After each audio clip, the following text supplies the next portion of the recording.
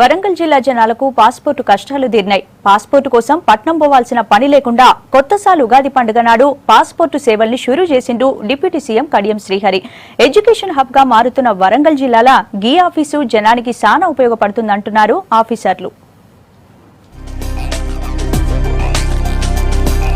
Warangal urban జిల్లాల ఉగాది పండుగ నుంచి పోస్టల్ పాస్పోర్టు సేవా కేంద్రం పని షురూ చేసింది.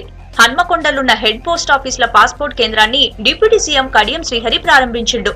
ఈ కార్యక్రమంలో ఎంపీలు పసునూరి దయాకర్, కెప్టెన్ లక్ష్మీకాంతారావు, ఎమ్మెల్యేలు, ఎమ్మెల్సీలు, కలెక్టర్ అమ్రపాలి, పాస్పోర్ట్ ఆఫీసర్లు పాల్గొన్నారు.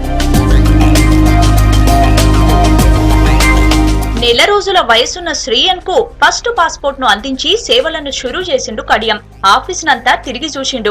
సీఎం కేసీఆర్ వరంగల్ ను ఎడ్యుకేషన్ హబ్ గా చేస్తుండని, ఇప్పటికే ఎన్ఐటి, కేఎంసీ, యూనివర్సిటీ, కొత్తగా ఎడ్యుకేషన్ ఇన్స్టిట్యూషన్స్ వస్తున్నందున పాస్పోర్టు కేంద్రం అవసరం ఉందన్నాడు కడియం శ్రీహరి. నెలకు 1000 పాస్పోర్ట్లు జారీ చేస్తే కొంత తక్లీఫ్ అవుతుందని కనీసం నెలకు 3000 పాస్పోర్ట్లు ఇచ్చేలాగా చూడాలని ఆఫీసర్లను కోరిండు. పర్మనెంట్ బిల్డింగ్ కు డిజైన్ తయారు చేస్తే పైసలిచ్చేందుకు కృషి చేస్తానన్నాడు. ఈ రోజు కేసీఆర్ గారి నాయకత్వంలో వరంగల్ పట్టణం ఒక ఎడ్యుకేషన్ హబ్ గా రూపుదిద్దుకుంటున్నది. ఎక్కువ మంది విద్యార్థులు ప్రతి సంవత్సరం కూడా డిగ్రీ పాస్ అయి బయటికి వచ్చిన వాళ్ళు బయటికి వెళ్లాలనే ఆలోచన చేస్తున్నప్పుడు కొత్తగా ఉద్యోగ అన్వేషణలో బయటికి వెళ్లే వాళ్ళ కొరకు మన వరంగల్ పాస్పోర్ట్ సేవా కేంద్రం తప్పకుండా ఉపయోగపడుతుంది అని చెప్పి ఈ సందర్భంగా నేను మీ అందరికి సవినీయంగా తెలియజేసుకుంటున్నాను. వరంగల్ పాస్పోర్టు కేంద్రం ఏర్పాటైనందుకు సంబరపడ్డారు జిల్లా నాయకులు. పోరగాండ్లు పాస్పోర్టు కోసం హైదరాబాద్ కు పోవాల్సిన పని లేకుండా ఇక్కడున్న ఆఫీసులనే పాస్పోర్టు తీసుకోవచ్చన్నారు.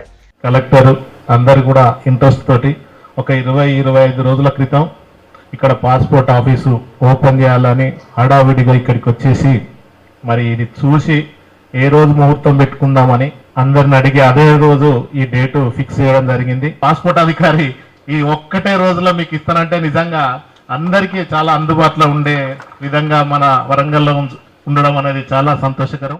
వేరే దేశాలకు కూడా పోవడానికి అంటే టూరిజం అయినా కానివ్వండి, లేకుంటే ఏదైనా నౌకరో ఏదైనా చేసుకోవడానికో కానివ్వండి, చదువుకోవడానికి కానివ్వండి అనుకూలత ఉన్నది. మరి ఆ అనుకూలతకు మాత్రం ఈ పాస్పోర్ట్ చాలా అవసరం.